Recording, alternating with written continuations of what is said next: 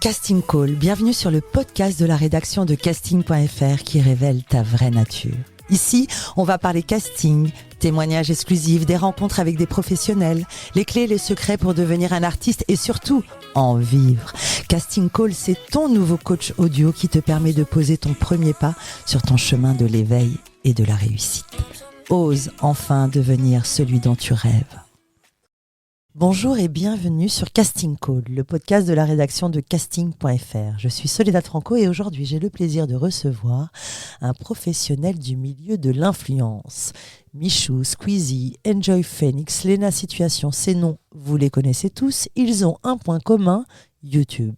On les appelle les YouTubeurs. Leur agent parle de talent. Ce sont les nouvelles célébrités à l'audimat explosif. En débutant dans leur chambre, avec de petits moyens, ils sont arrivés au sommet et vivent aujourd'hui confortablement de leur passion. Mais comment devient-on youtubeur ? Est-ce accessible à tout le monde ? De quoi faut-il se méfier ? Nous avons invité un agent youtubeur pour répondre à toutes nos questions et peut-être même vous donner les clés et les secrets pour vous lancer et en vivre. Vous savez, c'est mon truc. Monsieur Pierre LBY, bonjour. Et bonjour. La devise de ce podcast est « Ose devenir celui dont tu rêves ». Qu'en est-il pour toi aujourd'hui ? Disons je pense qu'on n'atteint jamais vraiment ce qu'on veut dans la vie en termes d'accomplissement, vu qu'il y en a toujours des nouveaux, mais on n'est pas loin, on va dire, ça va. On n'est pas loin. On n'est pas loin. Et puis tu y restes encore très jeune. C'est ça peut-être ? Mais je le prends avec grand plaisir. On peut dire que tu as grandi avec Internet. Quel genre d'enfance as-tu eu et tu rêvais de quoi petit ? Alors, j'ai eu une enfance à la base assez classique, c'est-à-dire, assez classique. Mes parents ont décidé de divorcer à ma naissance, ce qui fait plaisir. À ta naissance. Oui, non, mais c'est... Bon, voilà. Ouais, pas facile pour ta maman. Ouais, c'est toujours compliqué, mais du coup, ça m'a fait deux enfances un peu différentes, c'est-à-dire une beaucoup plus classique avec ma mère, qui était les métro boulot dodo, les études, c'est très important. Zéro absence, 0 jour, 0 retard autorisé. Uh-huh. Et une totalement différente avec mon père qui est parti vivre dans le sud, sur la Côte d'Azur. D'accord. Donc, à Ramatuelle, c'est à côté de Saint-Tropez. Ouais. Et qui, lui, pour le coup, il avait un hôtel là-bas. Et donc, c'était vraiment deux vies totalement différentes entre les vacances dans le sud et Paris, beaucoup plus simple et strict d'ailleurs. Donc voilà, c'était à la fois classique et plein de rebondissements quand j'allais en vacances. T'as des frères et sœurs ? J'ai 2 demi-sœurs. On peut dire que tu as grandi avec Internet. Alors, quand as-tu découvert YouTube ? YouTube, je l'ai découvert assez tôt parce que, si tu veux, il y avait déjà une plateforme avant qui était peut-être un peu plus facile d'accès en France, c'était Dailymotion. Ouais. Et donc, on pouvait voir... Il y a des gens qui uploadaient des séries sur Dailymotion, genre Scrubs, ou des choses, même Buffy contre les vampires, des choses comme ça. Donc on allait sur cette plateforme et après c'est là où j'ai pu découvrir des créateurs de contenu qui ont vite migré sur YouTube. Donc du coup, ouais, c'était très tôt. Tu avais quel âge ?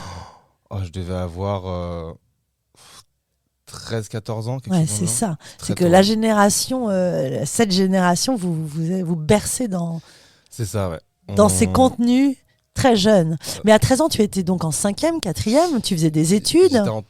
C'était plutôt 14 ans, du coup j'étais en 3e, en 4e, 3e. Et tu t'imaginais comment plus grand ? Quelles études tu voulais faire ? Tu avais une idée, une profession en tête ? Effectivement, c'est-à-dire que encore plus jeune, j'avais vu un film qui s'appelait Ce que veulent les femmes avec Mel Gibson. Ouais. Il était directeur artistique dedans. Grave, je me souviens super bien de ce film, il est génial, Il où est il devient une femme, où il rentre dans la tête d'une femme. Il peut entendre les pensées des femmes et se rendre compte qu'en fait, il n'est pas forcément apprécié, mais plutôt beauf et très macho. Uh-huh. Ce film est génial. Et il est incroyable, je le conseille à tout le monde. Ouais. Et c'est surtout cet univers de l'audiovisuel, c'est cette vie un peu moins monotone, on va dire, ou classique. Une vie créative, parce que ça, de exactement. mémoire, il était directeur artistique dans la pub, non ? C'est ça, il est DA chez Sloan, je sais plus quoi. C'est une fausse agence à New York. Et son but est de devenir directeur de création, donc vraiment passer le niveau au-dessus. Mais c'est une vie où on rencontre plein de gens, où on s'amuse entre guillemets tous les jours, où le travail en tout cas, et sa créatif. passion, c'est son travail, voilà. Et tu t'es dit, j'aimerais faire ça. Et je sais pas pourquoi, ça a été un déclic. Pourtant, j'étais vraiment petit. Hein. J'étais très jeune. Et ça a été un déclic qui m'a dit, j'aimerais vraiment avoir cette vie-là et travailler dans ce milieu-là. Ce qui n'a pas du tout convaincu ma mère. Donc voilà. Et donc moi, je me voyais comme ça, alors que dans ma famille, on me voyait un peu plus sur un parcours classique, école de commerce. Mais d'ailleurs, tu as fait plaisir à ta mère parce que tu as fait un bac, BTS Management, école de direction artistique, etc. C'est ça. Le deal, c'était ça. C'était, après le bac, je fais un diplôme somme toute classique, donc le BTS Management. Et après, si je l'ai, après, je peux me permettre d'essayer quelque chose de nouveau. Donc voilà, j'ai trouvé une école de direction artistique et de com visuel. Ils ont quand même essayé de me douiller en me disant bah non, en tant que tu as ce niveau-là, fais une école de commerce. Ils voulaient que tu fasses quoi dans la vie, tes parents? Mon beau-père et ma mère voulaient vraiment que je rentre dans une entreprise, que je devienne cadre et que j'y reste toute ma vie. Voilà. Et c'est justement mon père qui lui avait une vie un peu plus, pas trépidante, mais en tout cas différente, qui a vraiment poussé pour que je puisse aller dans un domaine artistique. Artistique. Et tu es donc devenu directeur artistique et graphique. C'est ça, tout à fait. Non, tu es graphiste, pardon, c'est ça? Voilà, je suis rentré en tant que DA junior dans une agence après mes études. Et voilà, et c'est ce truc aussi, souvent, on dit que le DA touche pas trop au graphisme, doit y toucher pour pouvoir savoir quoi demander. Mais moi, c'est quelque chose qui m'a toujours passionné, donc j'ai toujours mis un point d'honneur à faire au maximum de graphisme dans mon taf. Et tu avais donc découvert YouTube à l'âge de 13-14 ans? Oui. Ça, alors, c'est toujours resté, ça. C'est toujours resté. Ouais. Mais alors, raconte, comment es-tu devenu un agent YouTubeur et qu'est-ce que c'est qu'un agent YouTubeur? Alors, encore une fois, moi j'ai un parcours peut-être un peu moins classique là-dedans, c'est-à-dire que... Mais est-ce que ça existe un parcours classique là-dedans? Je crois pas. Mais en tout cas, disons que j'ai peut-être eu plus de chance que d'autres. Voilà, sans parler de parcours classique. Et la chance, ça c'est mon truc, elle se crée. Bref, je ferme la parenthèse. Du coup, c'est ça. En fait, même en tant que DA, quand je travaillais en agence, on avait un côté événementiel dans cette agence. Voilà, pour plein de choses, pour plein d'événements. Et du coup, ce qui me permettait de côtoyer un peu ce milieu, mais du côté des annonceurs. C'est-à-dire peut-être plus contacter des créateurs de contenu pour travailler avec une marque qui nous engage, nous. Et du coup, c'est ce qui m'a mis un peu les réflexes et le pied à l'étrier. Et un jour, malheureusement est arrivé ce qu'on connaît, le Covid. Et ce qui fait que pour les agences de pub, notamment la mienne, c'est un peu plus compliqué. Et c'est là où on m'a proposé plusieurs choix. Donc de rester en modifiant un peu mon travail et mes habitudes, ou de partir si je le voulais. C'est là que j'ai choisi de partir. Parce que j'avais déjà mon réseau et ma clientèle. Et de te mettre à ton compte, en freelance. C'est ça, le rêve de beaucoup de personnes en 2023. Il faut se lancer. Et il y a pas mal de risques, mais il y a aussi beaucoup d'avantages. Mais voilà, c'est quelque chose qu'il faut préparer, je pense, en tout cas. Alors, dis-moi, qu'est-ce que c'est qu'un agent YouTubeur? Alors, un agent, moi, je le vois comme une sorte de manager aussi, d'un créateur de contenu. Donc, c'est quelqu'un qui, globalement, va gérer le côté événementiel du créateur de contenu et marque, c'est-à-dire collaboration avec des marques. D'accord. Donc, c'est vraiment ça. C'est j'ai un créateur de contenu, j'ai des marques qui veulent travailler avec, je suis l'intermédiaire, je propose nos conditions, je négocie aussi le salaire, parce que c'est surtout une grosse partie de ça aussi. Et surtout, je fais en sorte que le créateur de contenu soit à l'aise et puisse faire vraiment ce qu'il veut, et non pas quelque chose qui le mettrait mal à l'aise. D'accord. C'est surtout là où la collaboration serait un peu mauvaise. Quand on a préparé cette interview, tu m'as parlé de talent en parlant de youtubeurs. J'avais une image un peu stéréotype, c'est-à-dire que pour moi, les youtubeurs, c'était peut-être... j'associais ça au milieu de l'influence, Instagram, etc. Pourquoi tu parles de talent? Qu'est-ce que c'est qu'un youtubeur?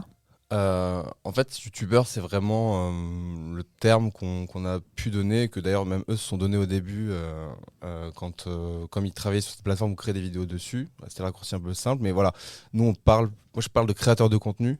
Donc moi j'aime bien dire le mot talent. Je parle de talent parce qu'ils ont tous leurs particularités et c'est effectivement quelque chose, quand en tout cas on arrive à y vivre, enfin on arrive à en vivre. C'est justement qu'on a développé un certain talent, que ce soit l'oration, dans le visuel. ou plein d'autres domaines. Et c'est pour ça que voilà, moi j'aime bien parler de talent parce que c'est mieux que de dire voilà, je travaille avec tel ou tel youtubeur. Je préfère dire que je travaille avec des talents. Tu as été l'agent d'Anthony Lastella. C'est ça. Tout d'abord, tu peux nous en parler pour ceux qui ne connaîtraient pas. C'est quand même un gros nom. On est à 378K d'abonnés sur YouTube, 255 sur Instagram. C'est des chiffres qui, moi, me font tourner la tête. Qui est-il ? Alors, Anthony, c'est quelqu'un, c'est un créateur de contenu, ou allez, on va dire youtubeur, qui déjà est totalement fou. C'est-à-dire qu'il n'a jamais dévié de sa ligne éditoriale. C'est quelqu'un qui est très créatif. Et voilà, il fait des vidéos humoristiques, pour parler à l'ancienne, où il se met en scène. Il a plusieurs concepts. C'est ça qui est très important aussi. C'est de créer des concepts quand on est youtubeur et de s'y tenir au mieux qu'on peut. Et donc voilà, donc il a créé des concepts où il incarne un certain personnage en fonction des situations.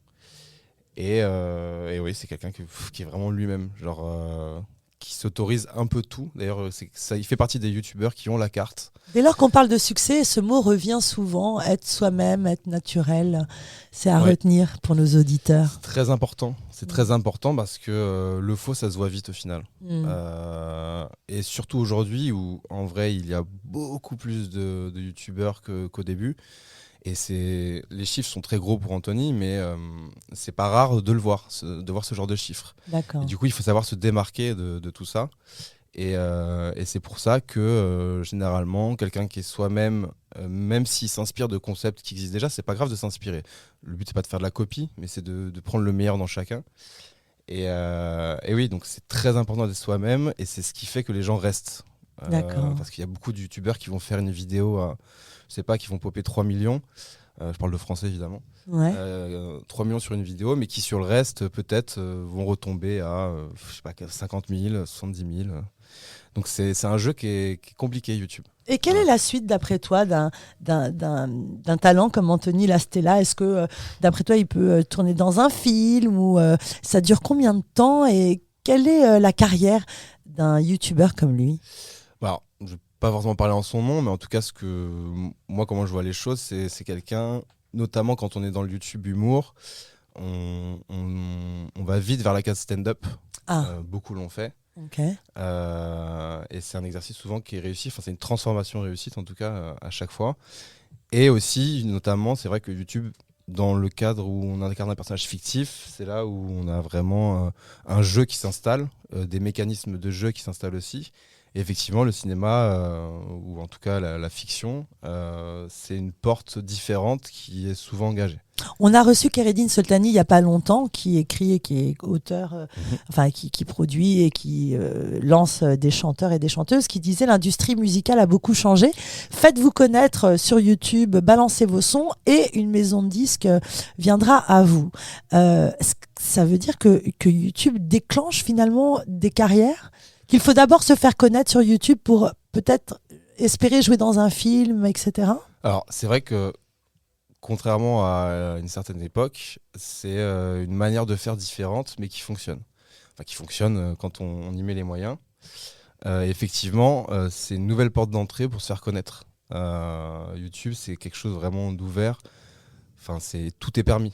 Dans la légalité évidemment, mais tout est permis. Genre, on peut vraiment incarner qui on veut, faire ce qu'on veut, notamment dans la chanson. Il y a différents modèles qui existent aussi. Je pense aussi à TikTok maintenant qui est très très poussé sur le côté musical.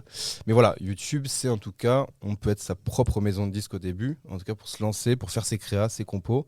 Et c'est souvent là aussi qu'on peut être repéré en fonction de l'audience qu'on peut avoir. Amine Radi, qu'on a reçu aussi, humoriste, nous racontait qu'il avait fait une petite blagounette sur YouTube et que le lendemain, ça avait fait le buzz et que même Gad Elmaleh avait liké. Est-ce qu'il y a un truc pour réussir ? Moi, demain, je veux me mettre sur YouTube. Déjà, je vais tout de suite le faire.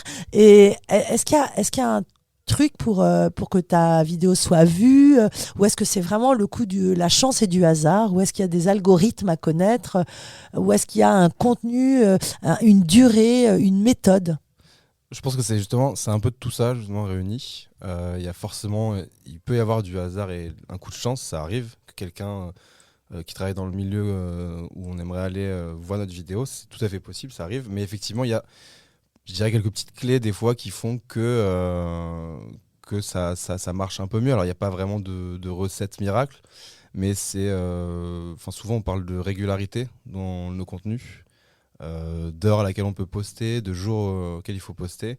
Il y a eu des études de fait sur ça ? Oui, alors il y a eu des études de l'algorithme YouTube, on va dire, plus ou moins. Et c'est vrai que poster un mardi à 14h, je suis pas sûr que ce soit la meilleure idée. D'accord. Encore 14h, plutôt 15h. Je suis pas sûr que ce soit la meilleure idée parce que la globalité des gens qui sont l'audience de YouTube travaillent peut-être dans un schéma un peu plus classique, avec une certaine heure de pause déjeuner, ce genre de choses, de pouvoir se connecter à la plateforme aussi. Donc oui, il y a des clés, ça va être l'heure, le jour, la régularité, c'est très important. C'est vraiment la chose sur laquelle j'insisterai le plus à la limite. C'est très important de fournir du contenu, on va dire, périodiquement à son audience, avec un rendez-vous. Une heure de rendez-vous, un jour de rendez-vous, car ça devient un automatisme chez les viewers, et ce qui est normal. Et aussi, on y revient, c'est... Avant, on disait souvent, voilà, c'est facile. Enfin, c'est facile. Maintenant, c'est différent. On met une caméra dans sa chambre, on appuie sur on play, balance. Et puis ça fonctionne. Alors ça, aujourd'hui, c'est un peu moins vrai. Parce que, comme je disais, On cherche de la qualité. Ben voilà, on cherche de plus en plus de qualité. Il y a de plus en plus de créateurs de contenu qui ont des moyens, pas forcément énormes, mais qui en tout cas se donnent les moyens d'avoir quelque chose d'ultra qualitatif. Donc, c'est plus forcément vrai le coup du j'allume ma caméra et ça fonctionne. Ça fera plutôt partie de ce qu'on disait du hasard et de la chance. Ça. Le hasard et la chance accompagnent souvent nos invités. Raconte-nous comment tu l'as rencontré justement, Anthony. Là, c'était là, je crois que Hugo tout seul était dans la soirée. C'est ça, tout à fait, ouais. C'était une soirée qui t'a marqué, je crois. Tout à fait, ouais. C'est ça. En fait, j'étais avec des amis qui étaient un peu dans le milieu du stand-up, et qui étaient en colocation. Et une après-midi, nous propose de passer à l'appart pour faire un barbecue, voilà, tout classique. Et pourquoi pas, du coup on se sépare en plusieurs groupes, ceux qui prennent les scooters, le métro et ainsi de suite. Moi je fais partie des deux qui arrivent en premier, donc j'arrive avec un des amis de la coloc, que je connaissais depuis peut-être 2 mois, quelque chose dans le genre, mais avec qui c'est vrai que le feeling est très vite passé. Et donc on sonne, et effectivement voilà, une personne vient ouvrir la porte, et je mets à peu près peut-être 2 secondes à catcher que c'était voilà, l'ancien youtubeur Hugo tout seul. Et pour le coup c'était quelqu'un que je suivais. D'accord. Il faisait partie des youtubeurs que je suivais assidûment avec le fameux rendez-vous. Et donc du coup c'est toujours surprenant. On se dit mais qu'est-ce que tu fais là en fait Mais il faut tout en essayant, vu que je restais un peu dans le milieu de l'audiovisuel. C'est des vraies célébrités, hein. C'est comme rencontrer un Jean du Jardin ou des vraies célébrités. Mais en fait c'est aussi même si c'est quelqu'un qu'on suit pas, il y a ce truc humain qui fait qu'on sait qui il est, alors que lui, c'est pas qui on est à la base. Et rien que ce rapport-là, ça fait quelque chose. Donc, effectivement, quand il a ouvert la porte, j'étais un peu surpris. J'étais en mode, c'est sympa. Et alors, Anthony ? Et du coup, voilà. Et Anthony faisait partie de cette colocation. Et il se trouve qu'on a à peu près le même type d'humour. Donc, pendant cette soirée, on s'est fait quelques petites vannes. Et c'est surtout, j'ai vu que c'était quelqu'un d'hyper authentique. Et j'espère qu'il a vu la même chose chez moi. Et à force de se fréquenter, au bout de quelques semaines, tout ça, évidemment, il connaissait mon parcours quand même. Et ça, il m'a proposé, écoute, ça ne dirait pas d'être mon agent en fait.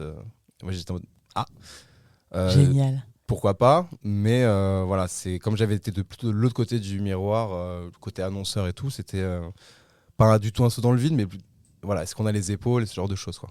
Et donc, c'est vrai qu'il m'a proposé ça, et c'est de là qu'est née notre collaboration. Donc le hasard et la chance. On va parler argent. Allez. On parle beaucoup de la YouTube monnaie, de YouTube, comme un moyen de devenir riche. Mais est-ce si simple ? Alors c'est pas si simple. Parce qu'il y a longtemps eu le fantasme de plus on fait de vues, plus on gagne d'argent. Alors c'est vrai, il y a un système de rémunération en fonction du nombre de vues. Par rapport aux pubs qu'il peut y avoir sur YouTube. Mais disons que c'est pas le modèle économique le plus rentable maintenant. Parce que, Mais alors, tous ces youtubeurs qui sont devenus riches, d'où ça vient ? Alors, il y a ceux qui ont commencé tôt. Ah. Et qui, du coup, T'es effectivement... en train de nous dire que là, actuellement, c'est terminé? Non, du tout. Ah. C'est pas terminé, mais c'est un nouveau modèle maintenant. C'est-à-dire qu'avant, c'était beaucoup se baser sur la rémunération des pubs YouTube. Ouais. Mais ce qui fait qu'on gagne, en tout cas qu'on a la possibilité de gagner plus d'argent, c'est surtout maintenant au niveau des collaborations qu'on peut faire avec des marques qui vont, j'utilise cet ancien terme, mais sponsoriser nos vidéos. D'accord. Les habillages, les billboards, devenir l'égérie d'une marque. C'est ça, ou en tout cas en faire la promotion lors d'une vidéo. D'accord. Donc il y a eu différents modèles, c'est-à-dire qu'à l'époque, certains youtubeurs faisaient la pub directement en début de vidéo du sponsor de celle-ci. Maintenant, certains ont trouvé quelque chose un peu plus, je dirais un peu plus personnel avec les viewers, parce que c'est vrai que quand on attaque une vidéo et qu'on a vite un sponsor, c'est un peu plus, ça peut nous sortir de la vidéo en tout cas. Et maintenant, ils l'intronisent en milieu de vidéo. Justement pour que ce soit un peu plus un côté familial où je commence ma vidéo, je parle de mon sujet, bam, j'introduis la pub et après je redévie sur la fin de vidéo. Donc c'est vraiment le système économique, on va dire maintenant, qui nous permet de gagner plus d'argent que juste les vues YouTube. Alors c'est marrant parce que tu es agent de youtubeur, mais toi t'es pas super présent sur les réseaux. Tu t'en préserves? Oui, alors c'est moi j'essaie de pas confondre les deux, c'est-à-dire que moi je reste Comme d'habitude, les agents sont des métiers de l'ombre, c'est ce que tu vas me dire. Voilà. Quelles sont les dérives? C'est la dérive. Quand on est un youtubeur, justement, c'est quoi les dérives? Les dérives d'être un youtubeur? Ouais. Ça peut être des fois, peut-être, alors je dis pas que ça arrive forcément souvent, mais de se starifier tout seul. Et du coup, peut-être avoir un peu moins conscience de qui on est et d'où on vient, et de se comporter comme la plus grande des stars qui puisse exister au monde, quoi. Alors qu'au final, on est quelqu'un de connu, ça c'est vrai, il faut pas le nier, mais on reste un créateur de contenu qui à la base partageons des choses avec son audience pour justement créer une sorte de communauté.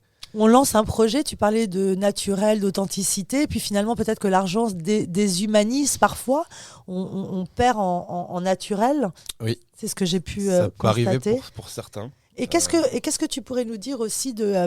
moi j'ai l'impression qu'il y a comme un enfermement. C'est-à-dire qu'à force d'être à la quête, enfin c'est terrible, tu balances une vidéo, mais ça nous arrive aussi sur Insta, tu balances une photo sur Insta, t'as combien de likes? Ah non, j'en suis à 30, merde, 40, 50. Je trouve ça enferme un peu. Alors, non, la tête baissée toujours vers l'écran, je me trompe? Ça c'est vrai, c'est tout à fait vrai. Mais généralement, ceux qui sont le plus alertes sur le nombre de likes ou de vues sur leurs vidéos, c'est pas forcément les gens les plus connus. Ça va être à la limite plus... moi, je fais la distinction entre micro et macro-influenceurs. D'accord. Et c'est pas du tout pour dénigrer l'un ou l'autre, absolument pas. Mais effectivement, quand on est, on va dire, dans cette phase de lancer, on est vraiment très, très porté sur le nombre de vues qu'on va faire et de likes, car c'est ce qui va faire qu'on va devenir de plus en plus connu, et ainsi de suite. Et c'est vrai que des fois, dans certains cas, on peut parler d'enfermement où vraiment on vit pour les likes et ce genre de choses. Il existe une sacrée violence aussi sur Internet. Oui. On a vu Magali Berda, par exemple, être clashée, vivre un enfer. Tiens, tu souris. Non, mais Magali Berda, elle a quand même été l'icône d'Internet qui a fait gagner beaucoup d'argent et tout le monde voulait la rencontrer. Soudainement, elle est diabolisée. Il y a une vraie violence. Ça fait peur un peu quand même, non? Parce qu'il y a tous ces inconnus qui peuvent rentrer en relation avec toi. Alors, il y a différentes façons de voir les choses. Magali, c'est un sujet qui est un peu particulier, parce qu'elle a été aussi la cible assez énervée de véhémence, notamment à cause justement de son travail. Alors, peut-être pas personnel à elle, parce que c'est plus elle qui gère forcément, en tant qu'agent, tous les partenariats, mais tout à l'heure, on parlait du métier d'agent, qu'est-ce que c'est? Et moi, je le vois aussi comme une soupape de sécurité, justement. Pour moi, un agent, c'est quelqu'un qui va s'assurer du bon déroulement d'un partenariat et surtout de la viabilité, la fiabilité du produit. C'est très important. Et là, on a beaucoup d'influenceurs. C'est vrai qu'ils sortent un peu plus de la latéralité que de YouTube, ça c'est clairement vrai. YouTube a l'air un peu plus noble, je me trompe? C'est surtout que YouTube, tout le monde te voit. Tout le monde. C'est-à-dire même quelqu'un qui ne te suit pas, à un moment donné, il va pouvoir prendre ton drama en cours parce qu'un autre youtubeur va faire une vidéo sur toi. Sur les influenceurs Instagram, on va dire, c'est vraiment sa communauté. Donc, s'il se passe quelque chose avec un produit, on va dire, de contrefaçon ou quoi, bah, c'est surtout la communauté qui le saura. Et il faudrait vraiment trouver le youtubeur qui parle de cet influenceur que toi, tu ne suis pas forcément. Donc, c'est deux systèmes un peu différents. Mais voilà, c'est tout ça pour dire que il faut aussi, justement, dans ce métier-là, bien s'assurer de ce qu'on propose à son audience, parce que l'audience est impitoyable. D'où la violence. Est-ce qu'il y a encore de la place pour des nouveaux genoux qui débarqueraient sur YouTube ? Il y aura toujours de la place. Il y aura toujours de la place. Il y aura toujours de la place. Par contre, c'est de plus en plus dur, dans le sens où soit il faut arriver avec un concept qu'on n'a jamais vu et c'est compliqué, parce que ça commence à faire longtemps. Donc il faut arriver avec un concept et non pas l'envie de devenir célèbre, on est d'accord, et de chercher ça, c'est raté. Ça, c'est le système inverse. Voilà. C'est pas le bon schéma en tout cas. Ouais. Donc c'est quoi si on veut se lancer sur YouTube, ce serait quoi les conseils que tu donnerais ? Je pense déjà faire entre guillemets, alors c'est un terme un peu technique, mais une veille, c'est-à-dire vraiment manger du YouTube, des vidéos, voir la technique, voir les mécanismes d'une vidéo. C'est vraiment manger, c'est des milliers d'heures en fait. D'accord. Et en tout cas au maximum. Et c'est surtout de s'inspirer de ce qu'il y a de mieux tout en créant son propre contenu.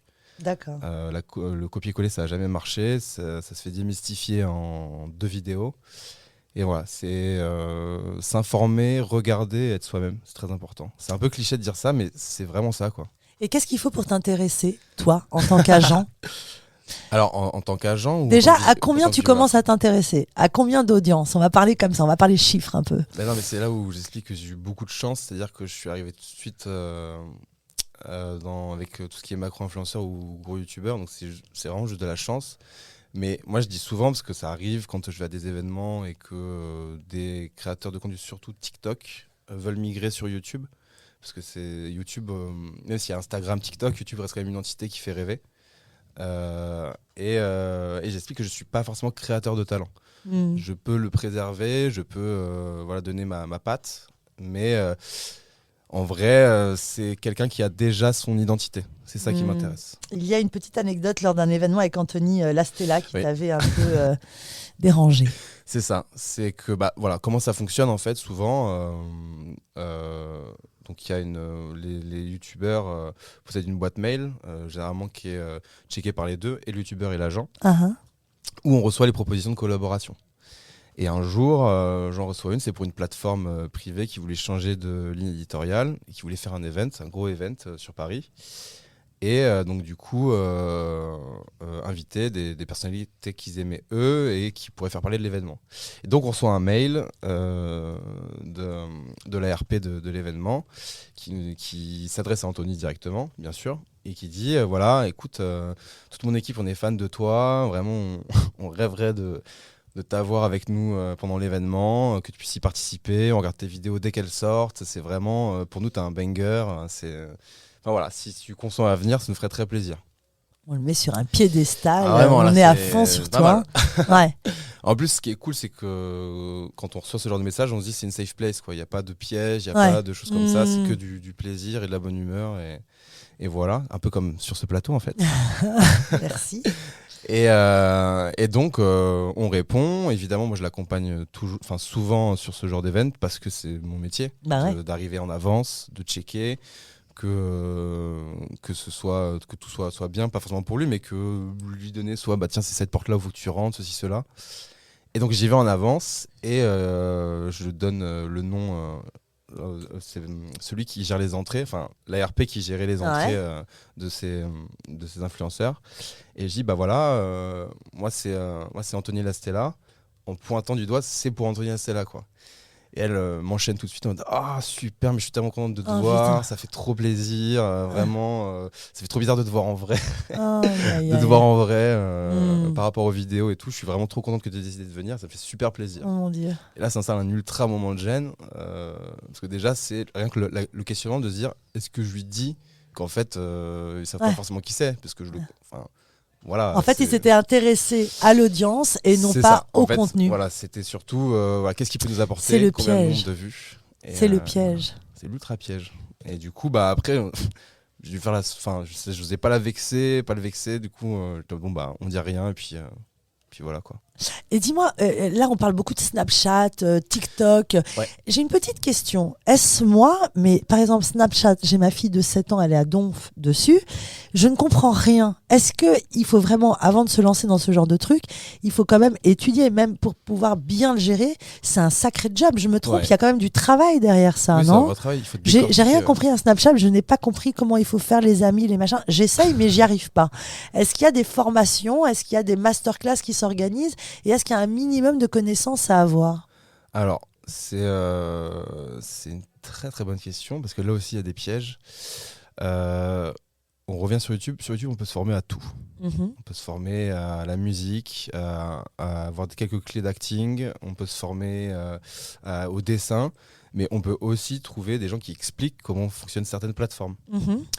Et donc, c'est le truc à éviter. Il y a beaucoup de gens qui vont vendre des formations pour En ligne. en ligne, pour avoir le meilleur compte Snapchat, percer sur TikTok, même sur YouTube. Et c'est là où il faut faire attention aux dérives. C'est-à-dire qu'effectivement, il faut décortiquer la plateforme, c'est du travail pour savoir comment ça fonctionne. Il faut décortiquer Snapchat, Instagram, parce que c'est pas pareil. C'est des algos qui sont différents, c'est des façons de poster qui sont différentes, même si globalement on arrive à peu près au même résultat. Et du coup, c'est beaucoup de travail pour arriver à bien utiliser, on va dire, au moins 80% de cette plateforme. Et voilà, éviter ces formations en ligne payantes, alors qu'on peut très vite trouver comment fonctionne ce genre d'outils. Ce qui est très différent, par exemple, je reprends un sujet qui me passionne, c'est le cinéma, l'acting. C'est totalement différent. On peut te donner quelques petites clés sur YouTube pour comment interpréter certaines choses et tout. Là où justement des formations, des masterclass seront beaucoup plus utiles. Quand tu dis que ça te passionne, c'est quoi? Être comédien ou agent? C'est plutôt agent. Ouais. Agent cinéma. Oui, alors je dirais pas agent, peut-être pas agent cinéma. Je sais pas, mais en tout cas c'est un univers qui me passionne. Moi, j'avais créé une structure, j'ai d'ailleurs toujours cette structure où je loue du matériel de cinéma, donc tout ce qui est caméra, optique et tout. Ouais. Parce que c'est encore une fois, c'est ce truc d'être un peu dans l'ombre, la technique qui m'intéresse. T'es un vrai créatif. Et justement, ton métier de directeur artistique, je pense qu'aujourd'hui, comment tu équilibres? T'es toujours agent? T'es toujours directeur artistique. Comment tu équilibres ces métiers? Être un agent de youtubeur, ça prend tout ton temps? C'est comment? Non, en fait, c'est surtout, tu as vraiment dit le terme exact, c'est un équilibre. Du coup, en fait, j'essaie de répartir. C'est-à-dire qu'être agent, c'est pas un taf qui prend toute ta journée, parce que ça va être soit pour un event, soit pour une collaboration, et celui qui bosse le plus, on va dire, c'est quand même le créateur. Donc toi, tu lui donnes certains outils, tu mets en relation, tu fais en sorte que le deal soit correct, mais après ça te dégage du temps, parce que genre moi je me suis surtout focus sur un créateur de contenu, mais il y en a qui sont agents de plusieurs, qui gèrent plusieurs carrières. Et du coup, c'est genre juste j'équilibre mon temps entre mon travail de directeur artistique dans l'audiovisuel et celui d'agent. Et le mieux possible, j'essaie de faire les deux. C'est-à-dire que des fois, on nous propose des projets où j'aime apporter mes idées, j'aime apporter ma vision de la chose. Voilà. Où sont les plus grands talents? Dans quel pays? C'est compliqué. C'est compliqué. On va dire, en vrai, si on parle de puissance, aux États-Unis, c'est exponentiel. Ah ouais. Et en France, on est comment? On est pas mal. On est pas mal? Non, on est pas mal parce que, mine de rien, il y a quand même des créateurs de contenu qui arrivent à voir sur YouTube, je citerai aucun nom bien sûr, mais quelque chose qui s'approche des 20 millions d'abonnés. On est combien en France? On est un peu moins de 70 millions. 70 millions, ouais. 67, je crois. Voilà, j'allais dire 67 en plus. Ouais. Si on fait le prorata, c'est énorme. Donc, je dirais pas que c'est une question de qui est le plus gros, mais c'est une proportionnalité. Aux États-Unis, il y a MrBeast qui explose les compteurs. Lui, alors là, je sais plus combien il a de millions d'abonnés, mais ça dépasse le 50 millions, quelque chose dans le genre. Ses vues sont exponentielles, donc effectivement, c'est une puissance écrasante. Après, moi, je prends toujours le rapport de personnes qui nous suivent. Et surtout, ce qui est important, c'est le taux d'engagement des abonnés, des viewers. D'accord. Parce que maintenant, il y a beaucoup de chaînes à 1 million, en vrai. Mm. Mais il y a très peu de chaînes à 1 million qui font 500 000 vues. Voilà, Donc tu peux disparaître de la toile très rapidement. Il y a dans un film de Sam Raimi qui s'appelle Spider-Man, il y a un des méchants qui dit tu sais ce qu'aime encore plus en gros ce qu'aime encore plus la population, enfin ce qu'aime encore plus qu'un héros la population, c'est voir les héros tomber. Donc on a ce goût du sang un peu je cite pas quelqu'un en particulier, mais on adore, il y a ce truc de on adore les dramas, on adore voir quelqu'un qui était idolâtré chuter, ce genre de choses, quoi. Ce goût du sang est assez particulier, c'est pour ça que tous ceux qui se mettent dans cette sphère là, il faut être blindé, il faut faire attention, il faut vraiment être blindé, quoi. Je lisais il y a peu: le scandale est la proclamation du succès. On va finir sur cette phrase. Merci Pierre et à très bientôt. Merci à vous.